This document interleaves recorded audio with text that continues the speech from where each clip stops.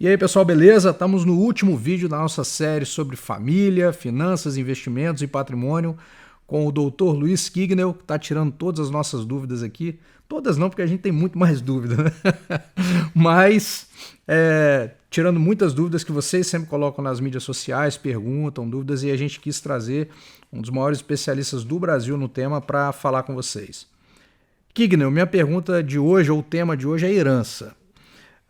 A gente estava conversando aqui até antes, né, de começar a gravar o vídeo, e aí surgiu aquela dúvida comum aqui do pessoal aqui, né?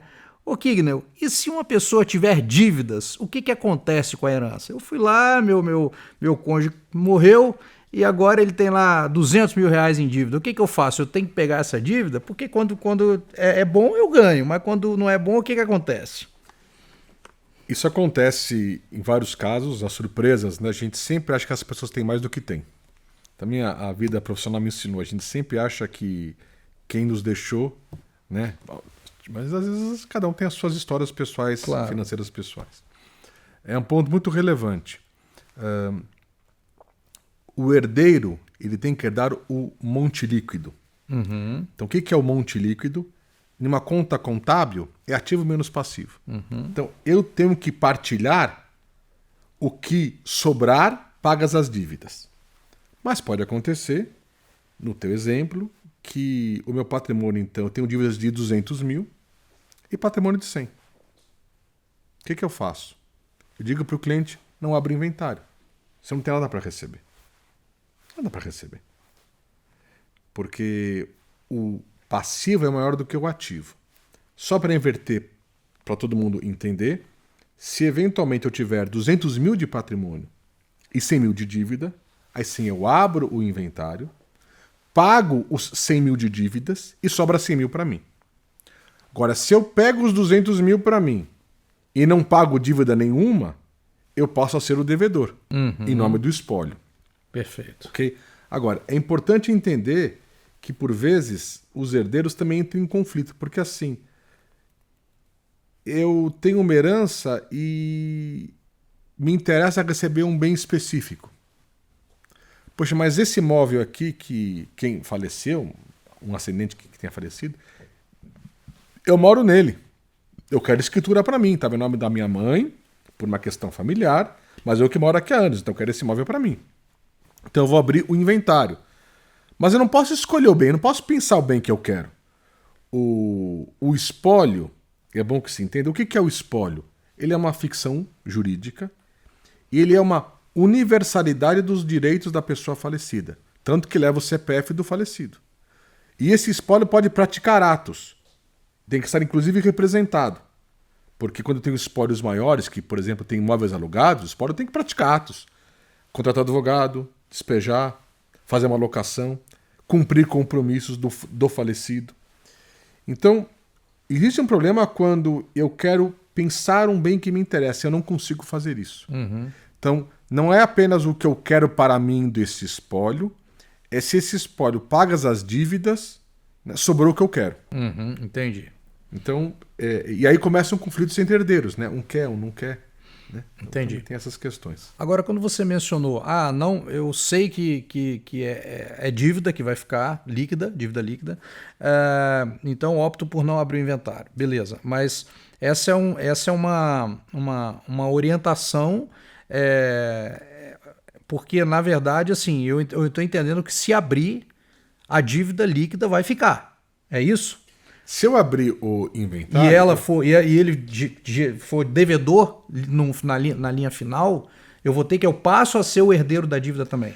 Então, vamos imaginar no exemplo que você deu no início... Porque eu não sabia, por exemplo. Eu não sabia. Não, eu não vou falar porque eu não quero falar nenhum cenário onde a minha esposa seja quem tenha falecido. Mas vamos supor que ela abriu, falou, André, eu sei que o André tem dinheiro investido, sei que não, mas descobri que ele tem uma dívida, eu não sabia. E aí? E é maior do que tudo. Então, se ela não usou o dinheiro, se ela não trouxe para o patrimônio dela, porque estava no curso do inventário, então ela vai pegar todo o dinheiro e vai entregar para os credores. Estou falando sim. sem juridiquês. Quando eu digo isso, vai entregar, tem todo um procedimento. Claro. Entregar, eles vão pegar o pedaço que lhes cabe. Agora, se o valor do que o falecido deixou é maior, eu, herdeiro, não herdo a dívida. se eu não toquei no ativo para mim. Entendi. Agora, se eu peguei o ativo, por exemplo, peguei essa casa que me interessava, voltando ao meu exemplo, eu transfiro a casa para mim e fico quieto, quem vai dizer o credor, olha, você pegou uma casa, mas a tua mãe deixou aqui 200 mil de conta aqui no banco. Né? Ou aqui no... Onde foi? Ela fez um negócio e tá aqui 200 mil. Então, assim, ou você paga os 200 mil, eu vou ter que penhorar a casa. Até 200 mil. Ah, mas a casa vale 1 milhão. Então você paga 200 mil para mim, que sou o credor, a casa é tua. Não, então eu vou levar a casa a leilão, a casa que vale 1 milhão vai ser vendida por 500, o credor pega 200 e eu recebo 300 de troco. Ficou ruim, porque eu paguei o credor e perdi o valor do patrimônio, porque o valor agregado, né, que eu tinha em volta daquele bem imóvel, no leilão judicial, ele tende a ser arrematado por um valor menor. A arrematação judicial, ela é feita com toda a lisura, ela é um procedimento usual, né? Ela é fiscalizada, ela é feita da maneira correta. O que acontece é que, como não é uma coisa sempre divulgada, acabam tendo poucos licitantes. Então, como a concorrência é baixa, né? O preço é menor e eu posso perder um bem que, se eu fosse livremente vender, mas não posso, eu conseguiria um valor maior. Legal. E uma outra coisa, e aquele caso de patrimônio que os herdeiros nem sabem que existem, por exemplo? Existe muito essa situação? Porque, por exemplo, antigamente, banco é padrão, tem a cartinha padrão lá que manda, avisa e tal, levantamento e tal. Mas às vezes tem umas situações que, assim, o banco recebe a cartinha, ele vai informar exatamente aquilo que está ali. Se tiver uma coisa diferente daquela cartinha, ele não se sente obrigado a informar. Tem o caso de corretoras de valores agora, que estão mais difundidas e que não sei até que ponto isso já entrou dentro das cartinhas padrões. Mas como é que funciona assim? E se o herdeiro não souber que existe um patrimônio, como é que funciona? Acontece muito com ativos financeiros quando, por exemplo, o vencimento de uma aplicação ocorre meses depois do falecimento e ninguém sabia, por exemplo.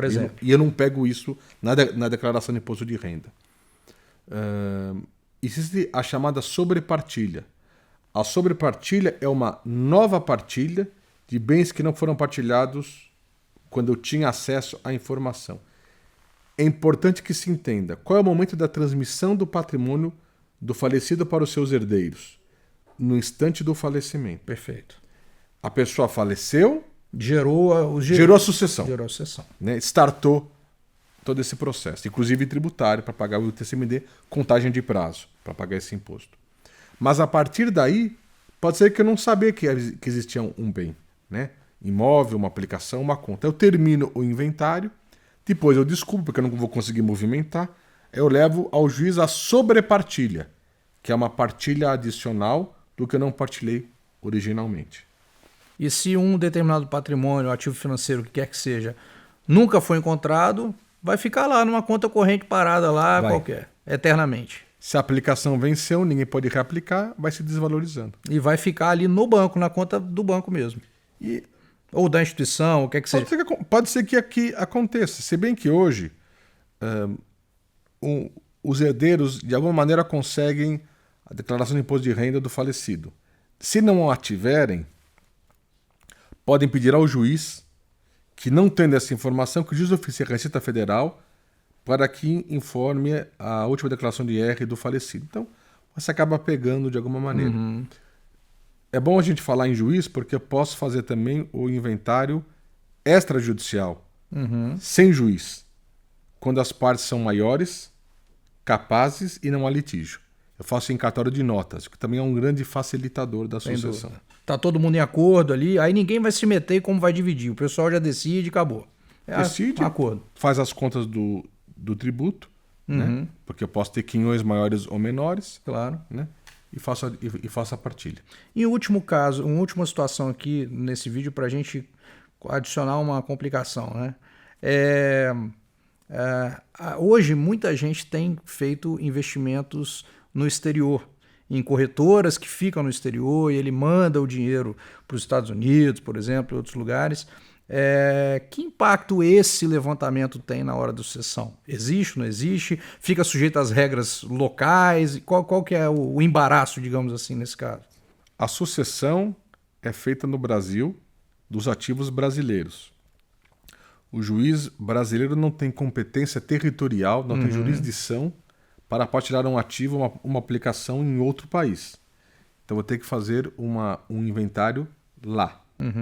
Né? Então, não é que eu usei uma corretora para aplicar lá, mas a aplicação está aqui e ela é alocada lá. Eu realmente fui lá e apliquei. Fui lá. Abri conta numa instituição lá no Bank of America e apliquei na corretora de lá. Então, eu deverei fazer ali a minha sucessão, observando a lei brasileira. Há uma questão tributária interessante, porque há uma discussão se os ativos no exterior pagam imposto sobre sucessão. Está no Supremo Tribunal Federal para ser julgado. O entendimento até agora é que não se paga impostos de sucessão para ativos no exterior por um problema de regulamentação da legislação, não porque não é devido. Porque a Constituição determinou e a lei ainda não regulou. Então, com base nessa falha legislativa, não deveria se pagar imposto porque não há a regulamentação. Não que não fosse devido. Mas hoje essa é a regra. Está no Supremo Tribunal para discutir se eu preciso pagar ou não. Então, tem pessoas que deixam aqui, por exemplo, R$100 no Brasil e $100 no exterior. Em tese, eu pago o imposto no Brasil e não pagarei imposto no exterior. Mas isso me obriga a entrar com mandado de segurança para conseguir uma autorização para não pagar, porque talvez fosse devido. Então, assim, tudo tem que fazer conta se esse movimento interessa ou não. Conforme o montante, talvez você vai ter que ter também um testamento lá fora para regular. Talvez você vai ter isso numa pessoa jurídica, numa empresa offshore e não na pessoa física. Então, assim, quando você se aventura a aplicações no exterior, requer uma orientação dos advogados naquela jurisdição. Perfeito. Não vai ter como resolver por aqui. Tem que pensar nisso também. Tem que pensar nisso também. Muito bom. Beleza, Kigno. Muito obrigado pelo nosso bate-papo, pelos 4 vídeos da série. Foi excelente. E você que gostou, que está acompanhando, acompanhe também os podcasts que nós fizemos, esmiuçando ainda mais essas situações aí. Um grande abraço e até o próximo vídeo. Valeu.